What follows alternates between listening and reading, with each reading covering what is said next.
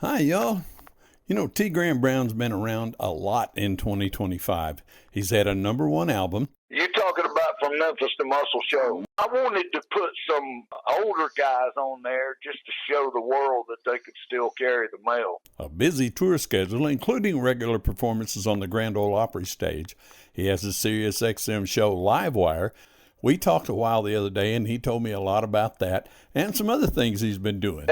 I had these signs made up like T. Graham Brown, licensed, Andyologist, and all this stuff.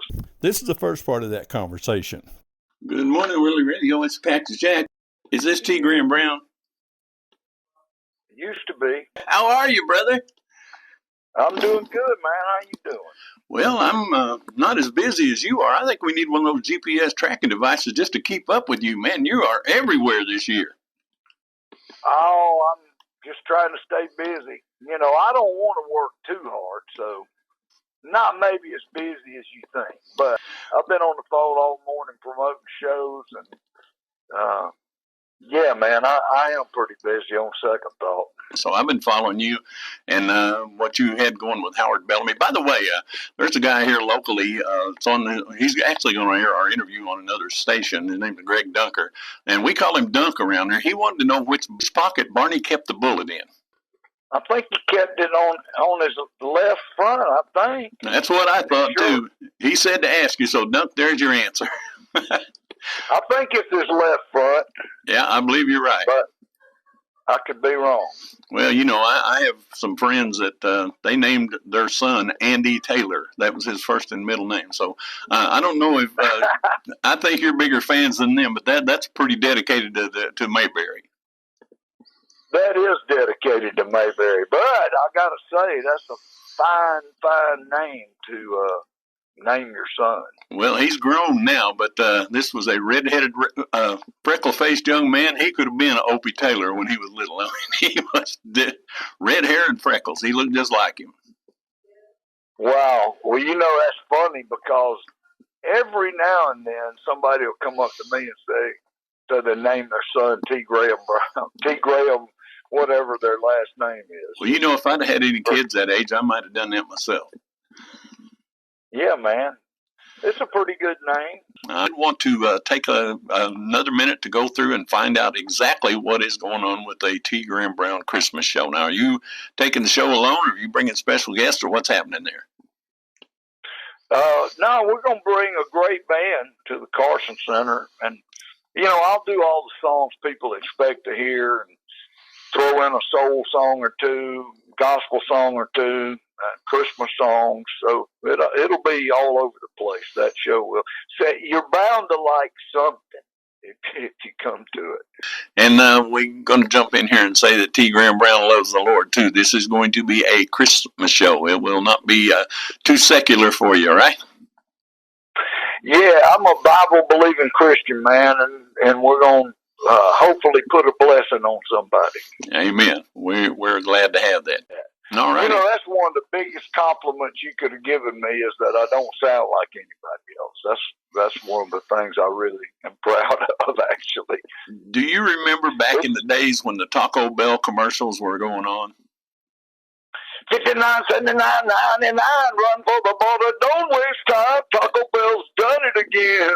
Yeah, I remember. I heard that, and I looked at whoever was in the room. I don't remember anymore, and I said, that's T. Graham Brown. No, it ain't. I said, yes, it is.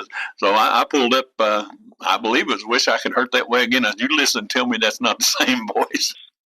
Santa's got his baby something good. That's on our Christmas album, too. You know something, man, it's crazy. You know, I Tell It Like It Used to Be was the first radio hit I ever had, and, you know, it's been 40 years since that song came out. Yeah, and it seems like it was 15 minutes ago. I'd been in radio for probably 5 years when that one came out, and I still remember that voice. And I love the blues. I love country blues, but I don't think you fit into any genre. I think you were just T. Graham Brown. You even got a Christmas song out I got last week and got a chance to listen to. We're going to play that on the radio here shortly. Oh, yeah, man. That's a good one. That's one very few people have ever heard that song. I don't know if it gets played on the radio or anything, but I'm sure your listeners will get a kick out of it. Did you write that one? No, a friend of mine, Billy Lawson, down in Muscle Shoals, wrote it. Okay, well, we'll make sure we get that on the radio here today. We play Christmas music and nothing else Christmas week around here, so you'll get some airplay there especially, but I'll get it on the radio here as soon as they'll let me play Christmas songs, and we're going to get it on Spotify, won't it? Oh, yeah, I'm sure it is. I haven't looked, but I'm sure it is. I'm sure it's on YouTube and you know, all of that. If you like an R&B Christmas song, that's the one. I like T. Graham Brown, but yeah, the R&B stuff is great. The album, we didn't talk about that too much last year, but when I found out I was going to get talked to you again, I went back and just played the album in the car and, you know, running back and forth for about a week. You know, those vocals are just beyond belief. That's such a great project. It's no wonder to me that it went number one. You're talking about From Memphis to Muscle Shoals. Memphis to Muscle Shoals, yes, sir. Yeah, that's got some fun duets on it, man. I'm really happy. You know, I've been wanting to do a 1960s soul music tribute album forever, and I was finally able to do it. So yeah, I'm happy with that one. You're very well received, and some names that I didn't even know were still around are singing on there. Little Anthony, I had no idea whatever happened to him, and it just well, you know, I wanted to put some older guys on there just to show the world that they could still carry the mail, because you know, Sam Moore, from the late great Sam Moore from Sam and Dave's on there.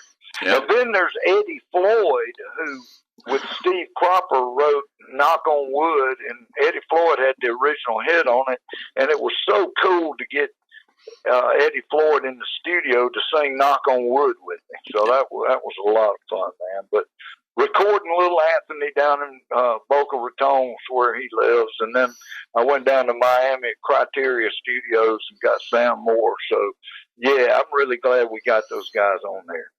Yeah, I am too. That was just awesome. And Delbert's on there. You know, Delbert McClinton, and he's 83, I think. Yeah, so that's a good cut. I remember that. That's really good. And I love Tanya. You know, she's like a sister to me, and we've been knowing each other probably 40 years now. And I sang Delta Dawn on the Opry the other night, and dang, I thought I heard Tanya's voice. I looked around, there she was. There she was. Out and surprised me. Yes. Yeah, the crowd loved that. It was fun. Yeah, the crowd on YouTube loved it too. That's where I saw it. It was really great.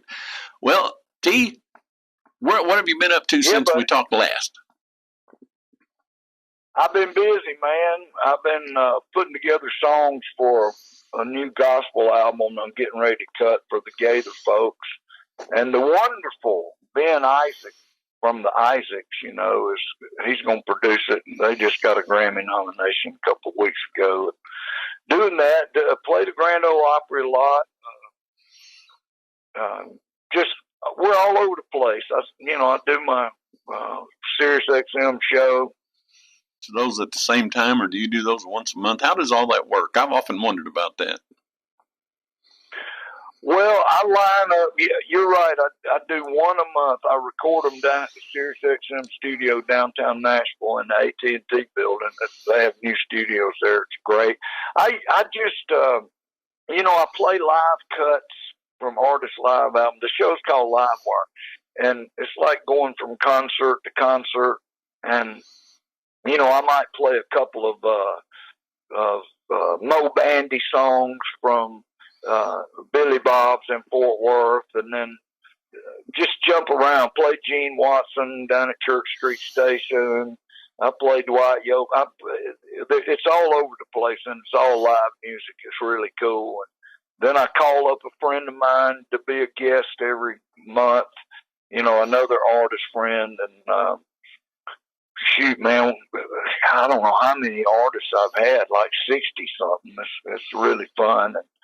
And this month is Gene Watson, and then I do one a month, and they air it 10 times during the month at different times, and then they put it on their app. They have an on-demand free app that they do, so you can go on the app and just type in T. Graham Brown, and a whole bunch of previous episodes will come up. And it tells who the artist is. So if you want to hear like doing one with Vince or whatever, just click on it. It's a lot of fun. It's a whole lot of fun. That sounds like something that a fan like me would love to see. And I knew the little bit about it. I've seen excerpts from it. I saw the one on YouTube when Vince invited you to be in the Grand Ole Opry last year. And that was a very moving thing. I think I put that one in the YouTube video as well. Anyway, Sirius XM, the show is LiveWire, and that's T. Graham Brown. RFD 30529. Yeah, that was my mom and daddy's zip code. I'm going to put that on a bucket list. I'm going to drive by that house one of these days. All right. I go to Georgia quite a bit. There's been a lot of people that showed up on their front steps. I know that. I don't think I'd show up on their front step, but I'd take video going down the road so we could talk about it on a chat one of these days. I would like to do that. Oh, it's just a little old place out in the country, man. That is kind of sentimental, isn't it? Going back to your old home place. I love it. Do you ever go back to your home place any? Yeah, some. My folks are dead now, but my brother and I held on to the farm. That place has been in our family 7 generations. So I had a friend or a cousin, the night I was inducted to Grand Ole Opry, brought me the family Bible, and it goes back to 1797. In your family? Yeah. That's amazing. Yeah. All United States generations. In Madison County, Georgia. Madison County, Georgia. And then, let's see, you know a lot about Mayberry too, though, don't you? Yeah. Hey, you know what? They have Mayberry days there every September. And Sheila and I have gone over there. I got the key to the city from Mount Airy from the mayor. We were like the, I guess, honorary chairman or honorary Mayberryans for 2 years in a row. The only reason we were there 2 years in a row is they had COVID, so we got it by default. Well, I got another question for you. I saw Howard Bellamy riding in the passenger side of the police car with the lights and siren and Barney in the back. Did you ever get to do that? Oh yeah, man. They have all kinds of stuff over there. They have a lot of reenactors.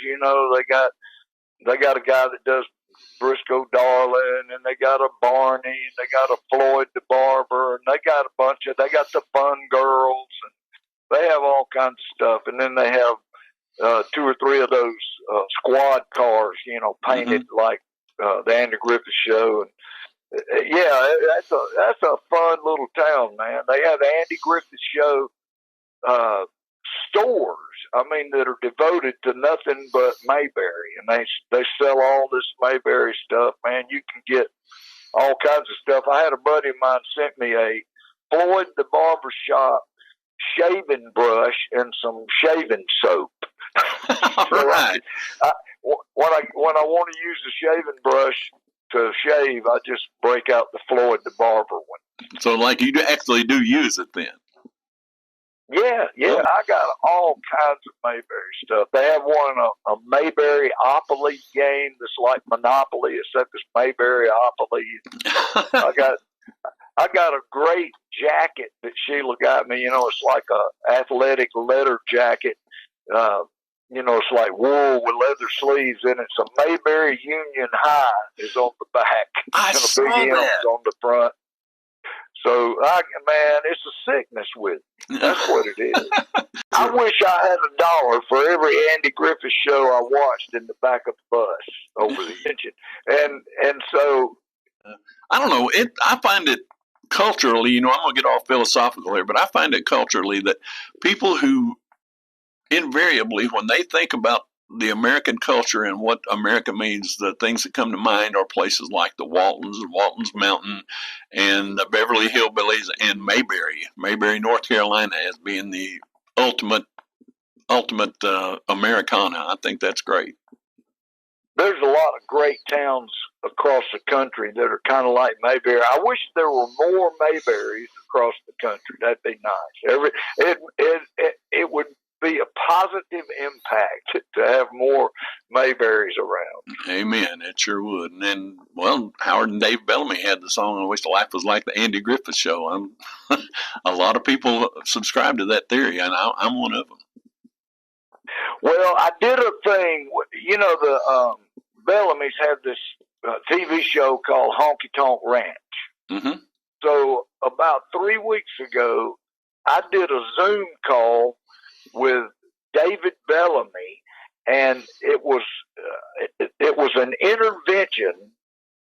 He was watching Too Much Andy, so his family staged, and David got on a Zoom call with me, and my role was to try to get him to watch fewer Andys because his family was concerned about it. So I had these signs made up like T. Graham Brown, licensed Andyologist, and all this stuff. So I told him one way to stop watching so much Andy was, and I listed in some things that was good, a bunch of Howard Spriggs and all that. I go to the color ones and watch a few Howard Spriggs, and that might wean you off a little bit. And none of it worked, right? Nothing worked. Nothing worked. Made T a bigger Andy fan than he was originally. I don't know. I think it's hard to sell something when you don't believe it yourself. Yeah, I agree. T, thank you very much for your time, brother. Oh, you're welcome, man. It's always good to talk to you, buddy. Thanks for having me on your show. Yes, indeed. T. Graham Brown, Andyologist, Mayberry expert, Goodwill ambassador of country music. These days, he's a proud member of the Grand Ole Opry. On his Facebook page, you'll find lots of posts from the Grand Ole Opry and happy birthday wishes to a who's who of country music. And after 40-some plus years of touring, there's a bunch of good friends of T. Graham Brown. His song, Wine into Water, has inspired countless folks to become clean and sober. And as you just heard, he is in touch with his country roots. Enjoy his tunes on YouTube, Spotify, Amazon, or treat yourself to a live show. That's the best way. Whether he's on the Grand Ole Opry in Nashville or headed to your hometown, this guy is just the best, and he is a machine. He is everywhere, and he's a very busy man. You can check out the show LiveWire on Sirius XM. You can watch here and see more about T. Thanks, y'all. Cactus Jack here. See you soon.